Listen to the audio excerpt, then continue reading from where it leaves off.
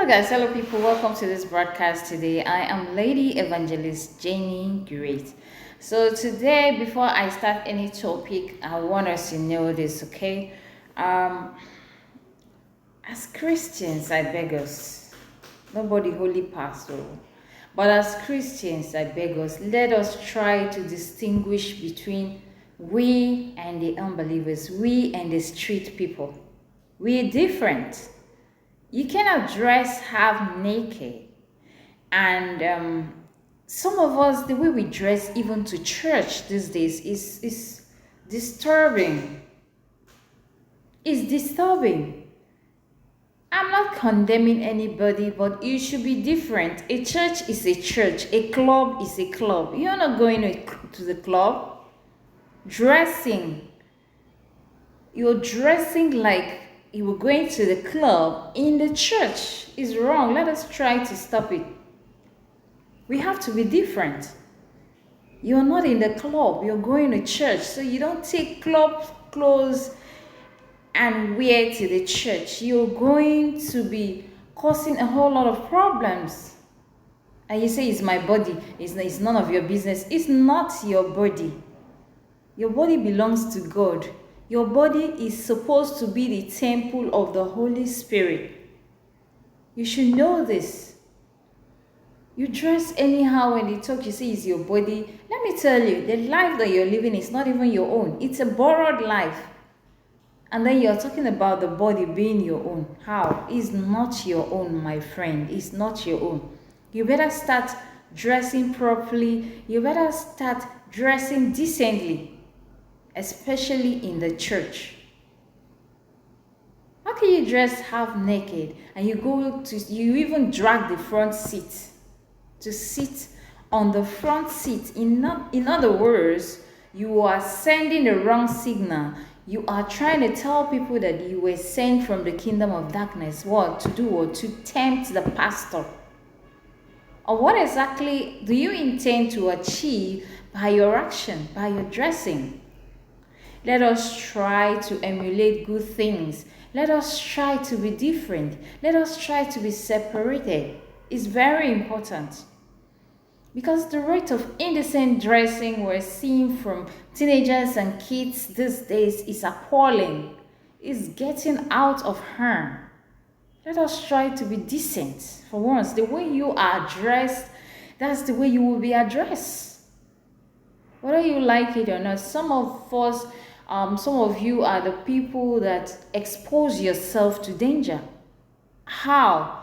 Because men are triggered, men's emotions are triggered by what they see. And by the time they start seeing those laps outside and those boobs outside, what do you expect them to think? Or what do you expect them to start thinking or start doing? They might go and waylay you somewhere, and before you know it, they will say rape has happened.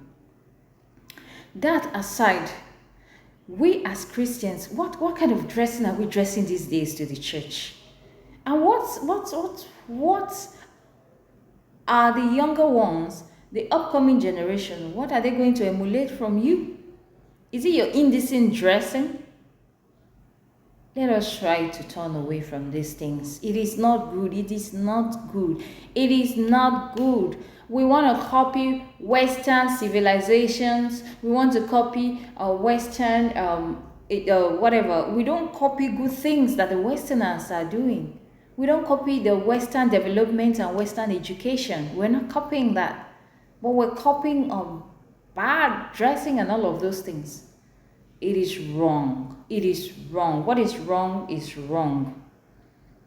Okay? What is wrong is wrong. Let's try to be decent. Let the Muslim dress according to their culture. Let the Christian dress decently. We are all serving God. We are all serving God. A video of a young lady that went viral the other day, the Muslim lady that was reciting the Quran or something. She was so good in her religion that she knows what she's doing. But There's one thing that is pointing. She was indecently dressed. Her boobs were showing everywhere. It's just like a pastor carrying a microphone and wearing indecent dressing to preach to people. What are you going to preach? What are you preaching exactly? Where are you, okay, where do you want the people to put their attention? Where? You want the attention to be on your boobs that are open and showing everywhere, or you want the attention to be for God? Where? Let us try to change our ways, okay? That is for indecent dressing. All right. So and another thing is another topic or another discussion I'm going to have with us here again in this very video is about Nigerians in the diaspora. Nigerians in the diaspora or home and abroad, intending people that are intending to jackpot and the rest of other things. What are we doing? The country is already bad as it is. What are we doing? We're trying to spoil the name of the country the more. Let us stop this. Let us try and be wise. Let's use our brain at all times.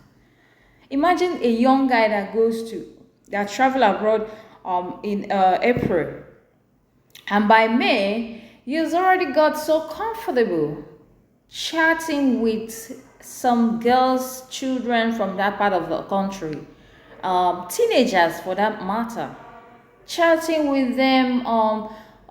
Oh my gosh, chatting with them, sending naked pictures and all of those things. This is really bad. Let us stop it. Let us stop it. If this guy was wise enough, he would have known that before he went to that place, it took him fortune. No matter how rich you are, for you to travel abroad these days, it's not a joke. It's not beans. You have to pay through your nose. You have to spend a lot. And I heard some have to sell their properties. The village people have to come together and contribute money and all of those things for those who don't have enough.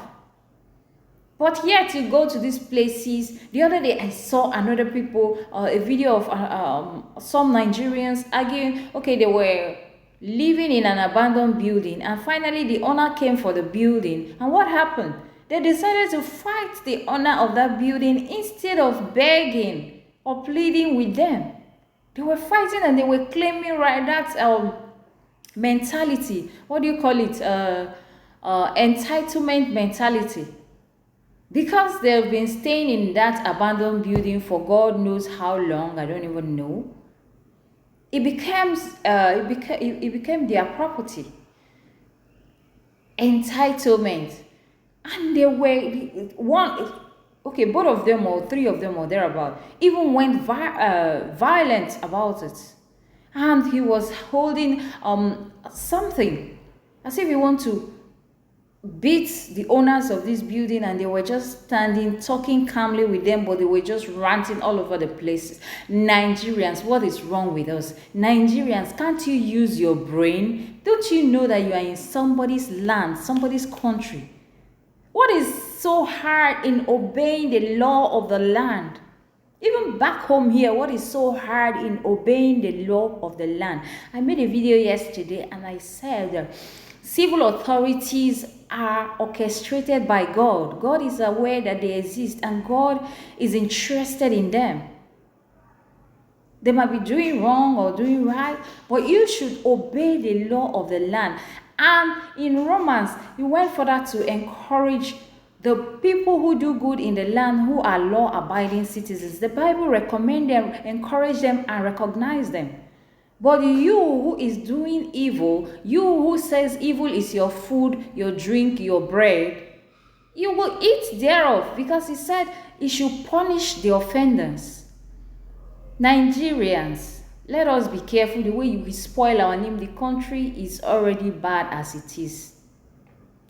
It is only God that will help us to repair it. It is only God that will install good leaders there to help us to repair it. Let us try and use our senses. Let us try and use our brain whenever we find ourselves in certain